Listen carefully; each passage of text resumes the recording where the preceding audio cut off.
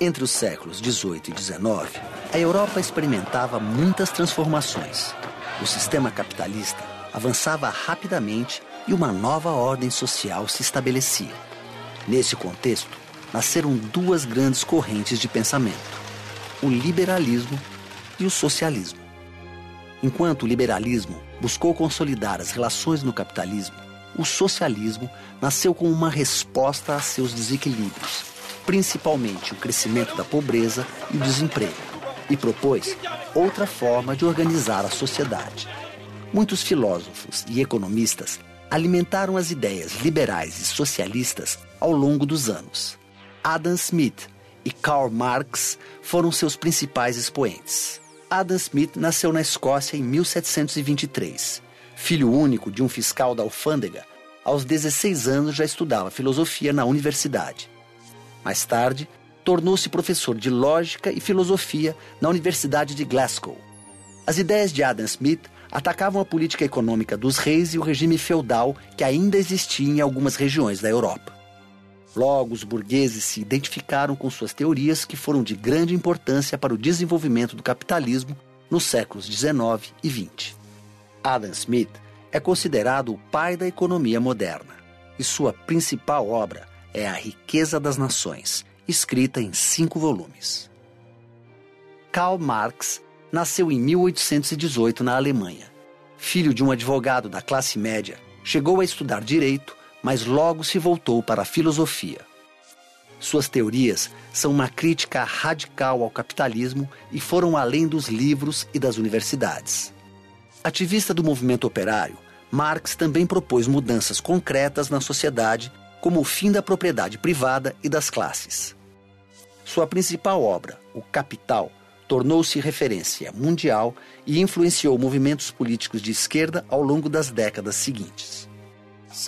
Adam Smith e Karl Marx não foram contemporâneos. Marx nasceu 28 anos após a morte de Smith. Mas se esses grandes pensadores pudessem viajar no tempo e se encontrassem, certamente teriam muito a dizer um ao outro. Os dados estão armazenados. O encontro do século.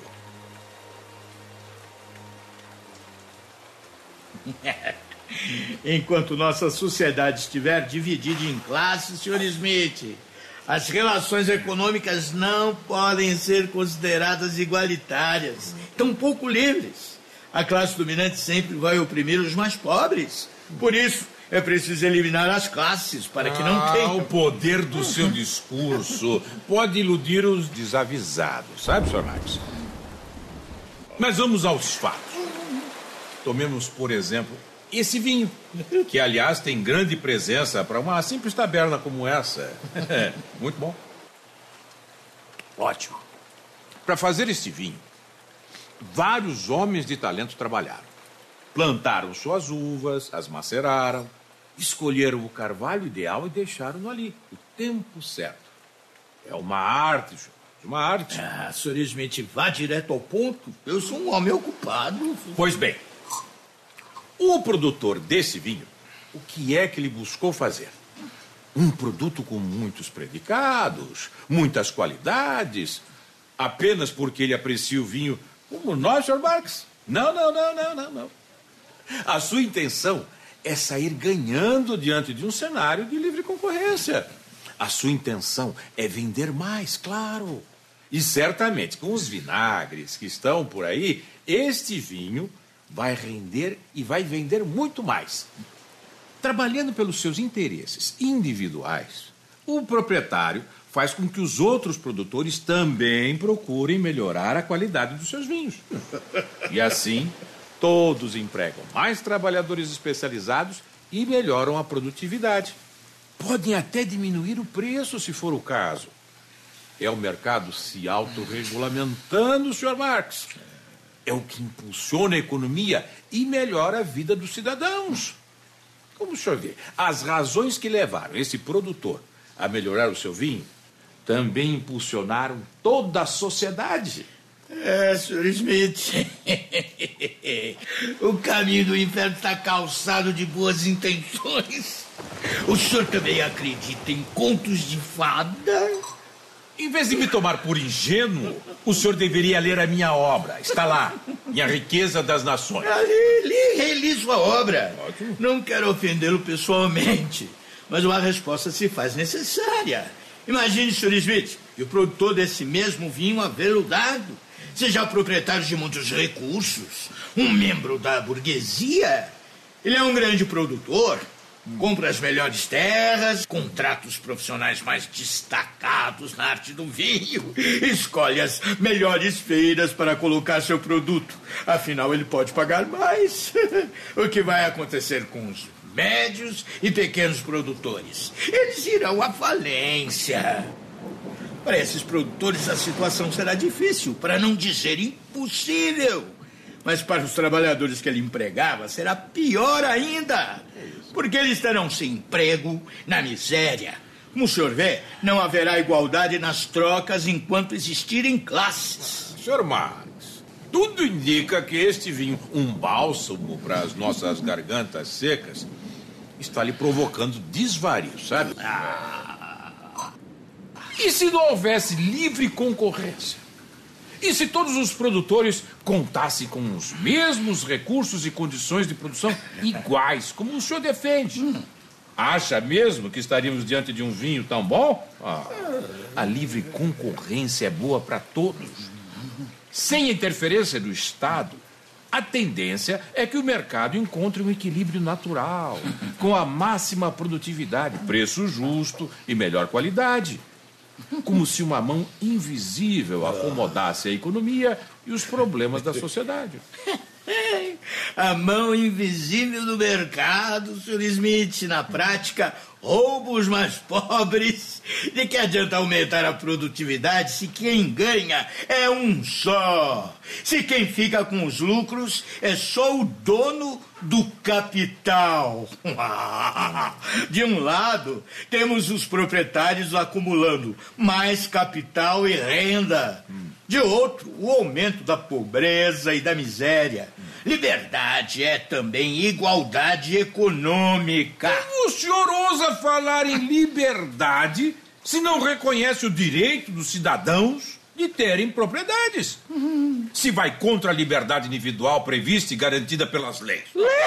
Ora, o que são as leis, Sr. Smith? Se não uma reunião de palavras cunhadas pela classe dominante em defesa da própria classe dominante. Liberdade é igualdade econômica, é satisfazer as necessidades de toda a sociedade. E a propriedade privada está na raiz da desigualdade, porque uns têm tanto e outros nada. E esses que têm tanto ainda podem explorar o trabalho daqueles que nada têm. O capitalismo não existe sem exploração do trabalho. Quer ver? Camarada garçom, por favor. Sim, pois não? Como é o seu nome, rapaz? É Wagner, senhor. Caro Wagner, pode nos dizer se esse é o primeiro trabalho? Não, na verdade, senhor, eu trabalhava com couro, fazendo todo tipo de artesanias. Aprendi com um mestre que morreu, mas me legou sua arte e seus instrumentos. Como é que viestes a trabalhar aqui, meu jovem?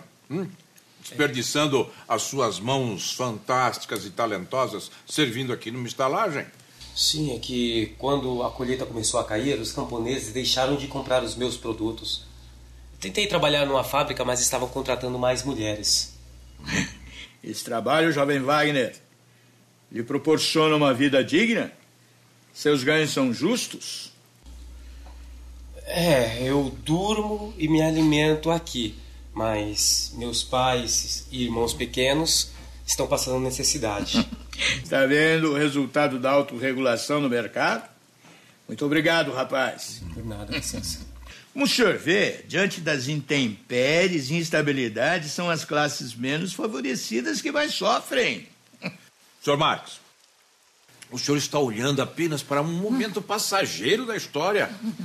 Em breve, os benefícios da Revolução Industrial vão superar essa situação difícil que se abate sobre toda a sociedade. Esse e outros rapazes terão um bom futuro com as descobertas recentes. Nós que temos a oportunidade de viajar no tempo, sabemos que não será exatamente assim. Com licença.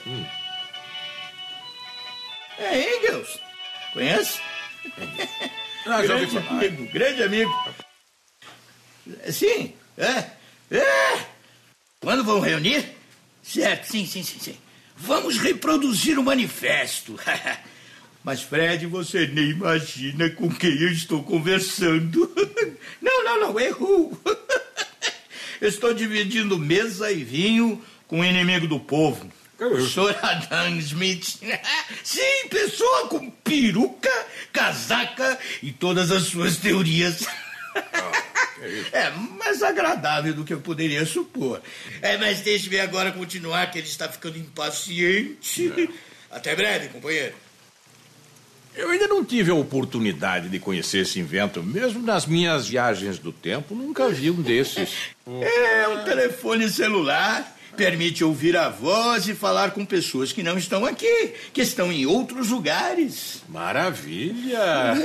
Quanto tempo e dinheiro serão poupados? E olha que acabamento, que brilho, hein? Certamente não é uma invenção socialista. Não é. Sr. Marx, observando o que aconteceu na União Soviética, poderemos afirmar que o socialismo é uma utopia. A livre iniciativa foi sufocada. Isso levou à baixa produtividade da indústria e a um desenvolvimento pífio das forças produtivas. Um produto como esse realmente não poderia ser criado e fabricado num país socialista. O senhor bem sabe que a Revolução Russa transformou um Estado monárquico e semifeudal em uma potência industrial do século XX.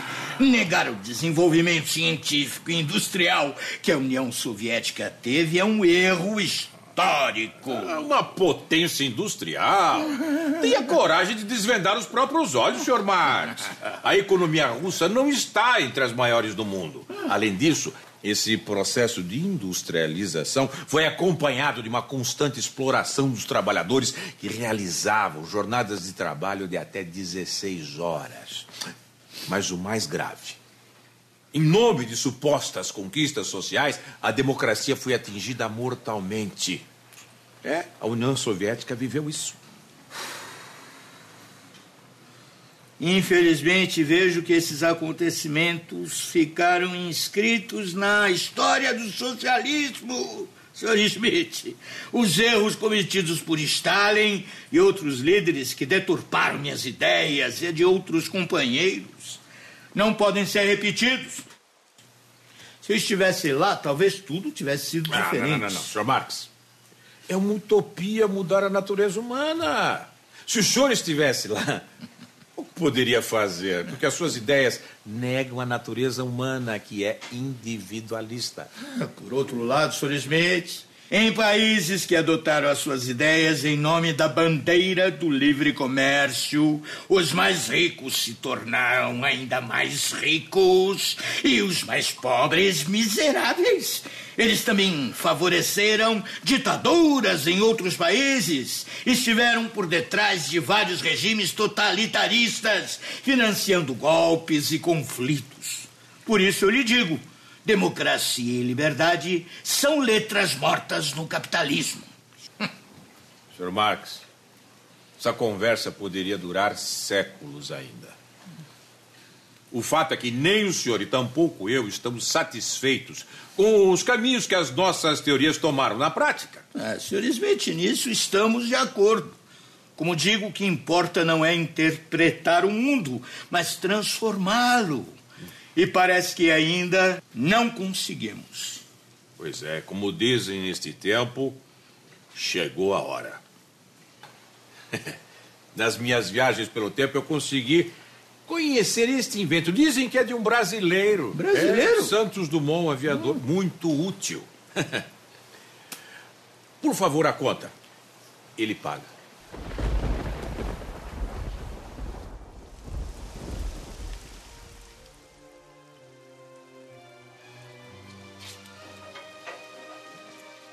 Gostaria de dar um passeio, Sr. Marx?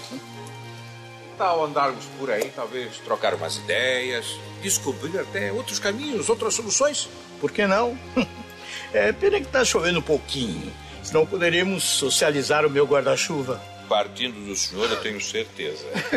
Mas eu queria dizer exatamente sobre essa questão das novas tecnologias. A partir delas, o que são? Mas Iniciativas pela sociedade individuais. como um todo. Sim, mas Sociedade como um essas todo. tecnologias, elas surgem a partir de iniciativas individuais. Mas Elas veja bem, poderiam tem que... remanejar essas questões de Veja problemas bem, que temos senhor. nas nossas Veja bem, senhor.